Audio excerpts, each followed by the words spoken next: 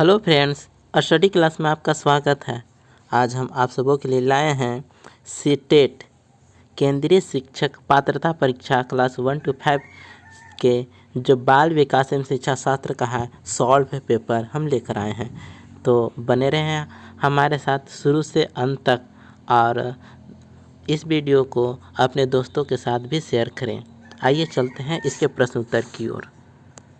दोस्तों, पहला प्रश्न है, भाषा के अर्जन एवं विकास के लिए सर्वाधिक संवेदनशील अवधि कौन सी है? तो वह है प्रारंभिक बाल्यावस्था। कौन सी है? प्रारंभिक बाल्यावस्था।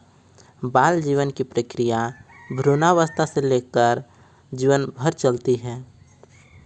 विकास के क्रम में शैशवावस्था के बाद बालक बाल्यावस्था में प्रवेश करता है। यह अवधि 6 से 12 वर्ष होता है। ठीक है। और शुरुआत का होता है प्रारंभिक बाल्यावस्था और उसके बाद होता है उत्तर बाल्यावस्था। तो भाषा अर्जन के लिए संवेदनशील अवस्था होता है प्रारंभिक बाल्यावस्था। आइए क्वेश्चन दूसरा आते हैं। निम्नलिखित में से कौन सी लॉरेंस कोहलबर्ग के द्वारा प्रस्तावित नैतिक विकास की एक अवस्था है? तो कौन सी है? वह है सामाजिक अनुबंध अभिविन्यास। कौन सी है? सामाजिक अनुबंध अभिविन्यास। तो लॉरेंस कोहलबर्ग ने नैतिक विकास सिद्धांत को स्टेज थ्योरी यानी अवस्था सिद्धांत भी कहा है।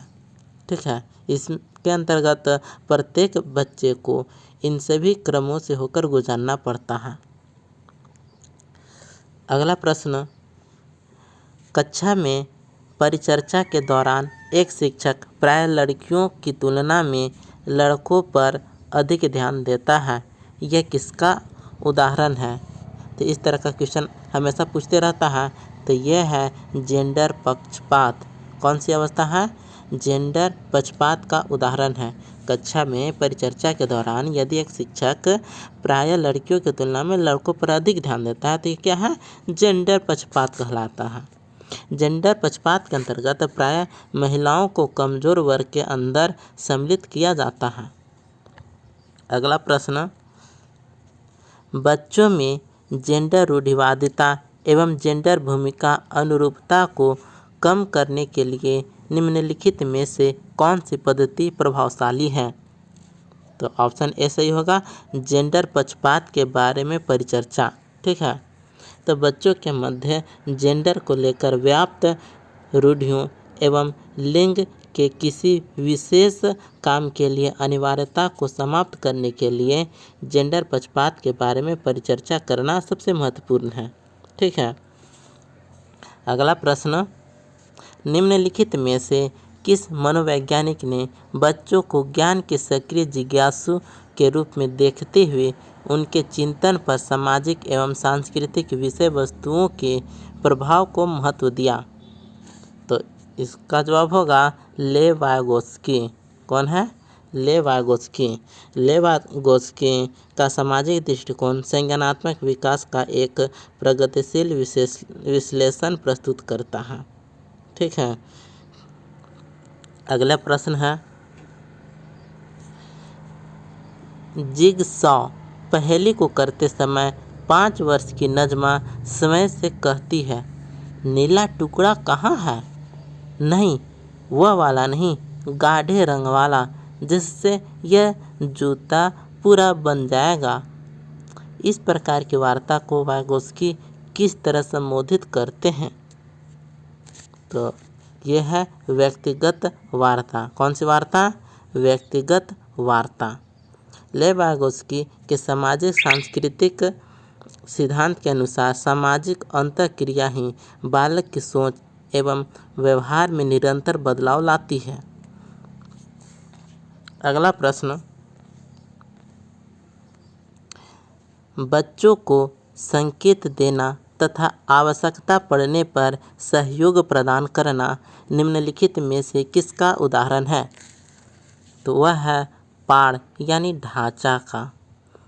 बच्चों को संकेत देना तथा आवश्यकता पड़ने पर सहयोग प्रदान करना पाड़ यानी ढांचा कहलाता है। ढांचा निर्माण विकास के संभावित क्षेत्र से संबंधित संप्रत्यय है। ढांचा निर्माण एक तकनीक है जो सहायता के स्तर में परिवर्तन करती है।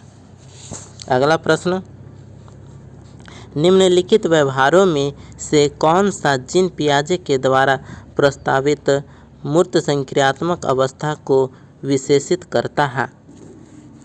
तो वह है संरक्षण, कक्षा समावेशन। ठीक है, तो जीन पियाजे के सिद्धांत के अनुसार मूर्त संक्रियात्मक अवस्था ज्ञानात्मक विकास की तीसरी अवस्था होती है जो 7 वर्ष से प्रारंभ होकर 12 वर्ष तक चलती है। अगला प्रश्न, बच्चों के संज्ञानात्मक प्रश्न है, बच्चों के संज्ञानात्मक विकास के संदर्भ में निम्नलिखित में से कौन सी पियाजे की संरचना है? तो पियाजे की संरचना कौन सी है? तो वह है स्कीमा। स्कीमा पियाजे की संरचना है। स्कीमा से तात्पर्य ऐसी मानसिक संरचना से है जो व्यक्ति विशेष के मस्तिष्क में सूचनाओं को संगठित तथा व्यवस्थित करने हेतु विद्यमान होती है। अगला प्रश्न, आकलन का प्राथमिक उद्देश्य क्या होना चाहिए? तो वह है संबंधित अवधारणाओं के बारे में बच्चों की अस्पष्टता तथा भ्रांतियों को समझना। ठीक है, तो आकलन का प्राथमिक उद्देश्य संबंधित अवधारणाओं के बारे में बच्चों को अस्पष्टता तथा भ्रांतियों को समझना होता है। नेक्स्ट प्रश्न, निम्नलिखित कथनों में से कौन सा बुद्धि के बारे में सही है? तो वह है बुद्धि बहुआयामी है तथा जटिल योग्यताओं का एक समूह है। ठीक है, अगला प्रश्न, रूही हमेशा समस्या के एकाधिक समाधानों के बारे में सोचती है। इनमें से काफ़ी समाधान मौलिक होते हैं। रूही किन गुणों का प्रदर्शन कर रही है? ठीक है, तो वह है सृजनात्मक विचारक। कौन सा? सृजनात्मक विचारक।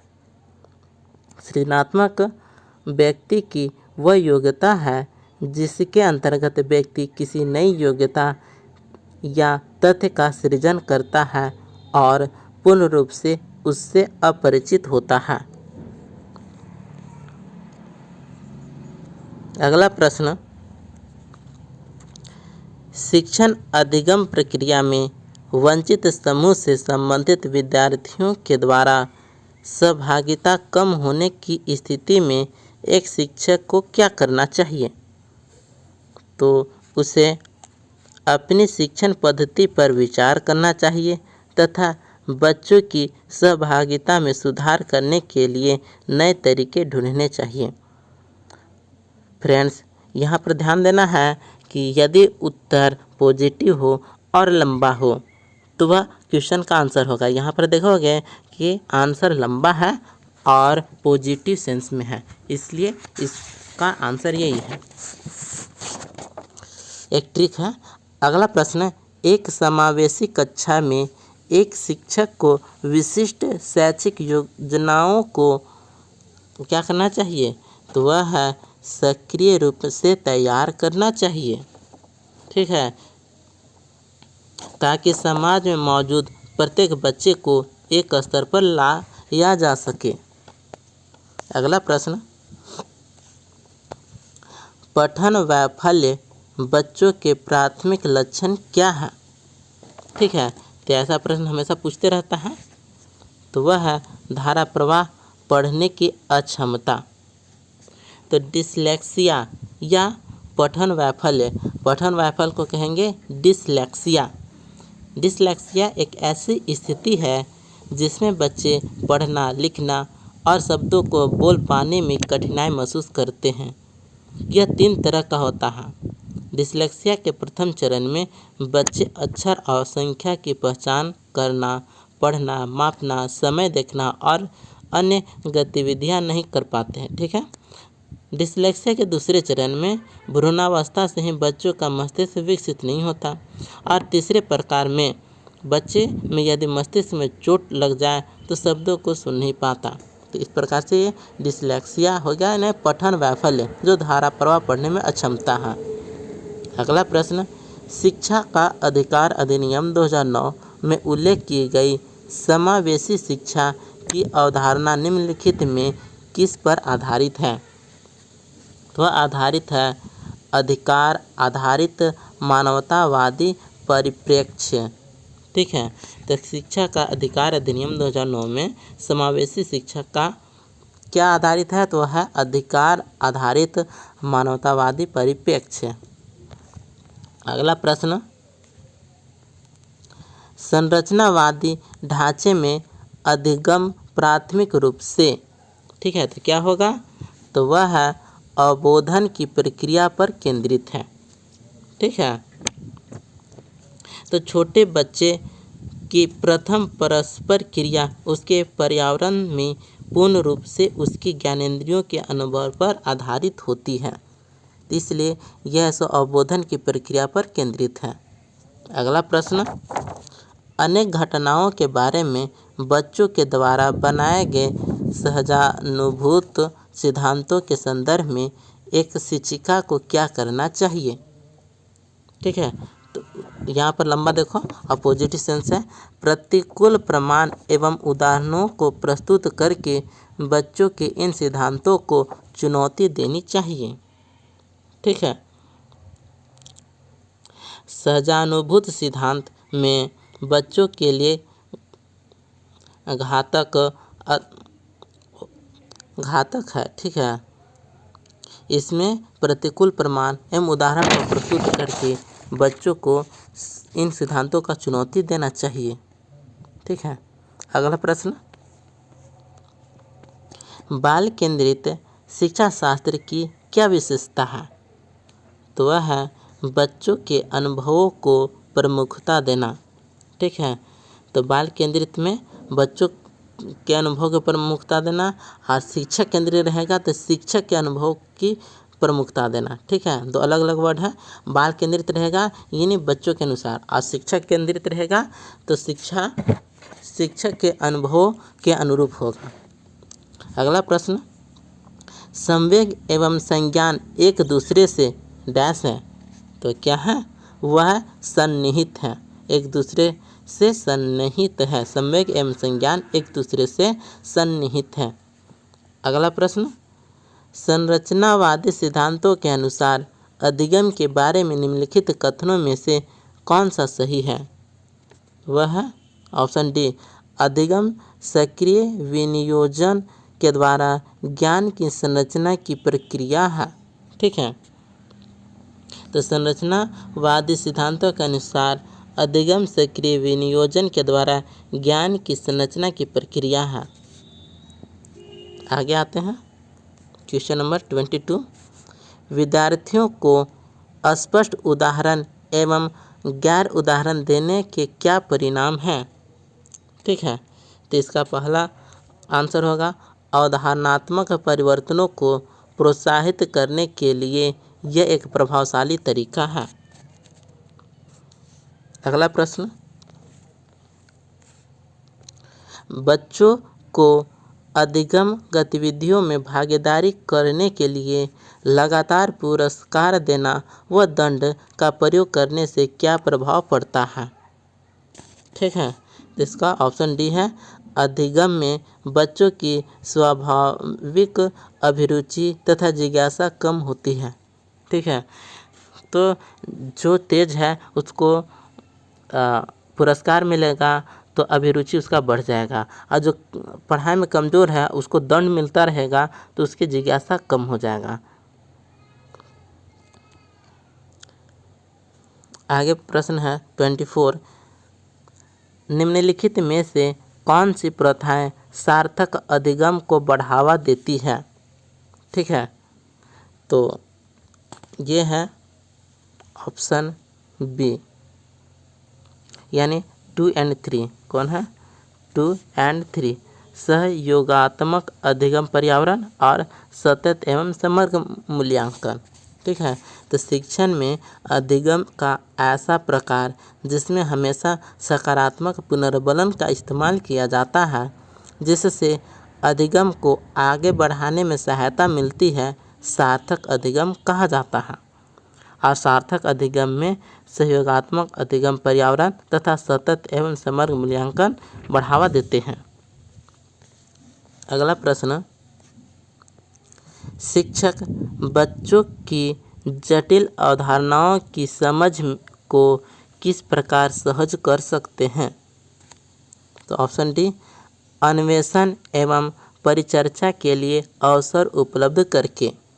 ठीक है, अगला प्रश्न, एक प्राथमिक विद्यालय की अध्यापिका बच्चों को एक प्रभावशाली समस्या समाधानकर्ता बनने के लिए किस प्रकार से प्रोत्साहित कर सकती है? तो क्या करेगी? तो बच्चों को सहजानुभूत अनुमान लगाने के लिए प्रोत्साहित करके तथा उसी पर आधारित विचार मंथन करके। अगला प्रश्न, निम्नलिखित अवधि में से किस में शारीरिक वृद्धि एवं विकास तीव्र गति से घटित होता है? तो ऑप्शन ए सही है इसमें, शैशवावस्था एवं प्रारंभिक बाल्यावस्था में। ठीक है, शैशवावस्था व प्रारंभिक बाल्यावस्था में शारीरिक विकास व वृद्धि तीव्र गति से घटित होता है। अगला प्रश्न, निम्नलिखित में से कौन सा विकास का सिद्धांत नहीं है? यहाँ देखोगे निगेटिव वर्ड आ गया, कौन सा नहीं है?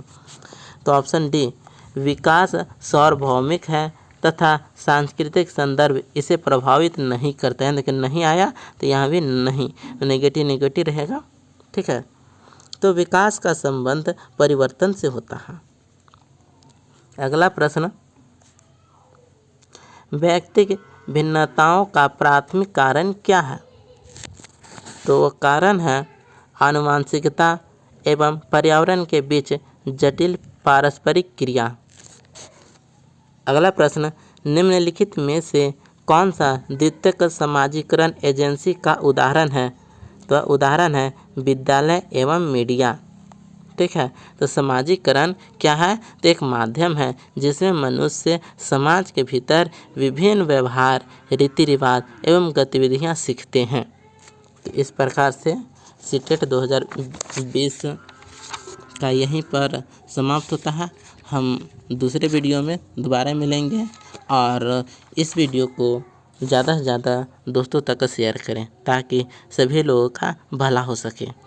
इस चैनल को यदि नए हैं तो सब्सक्राइब जरूर करें। मिलते हैं अगले वीडियो में, तब तक के लिए जय हिंद।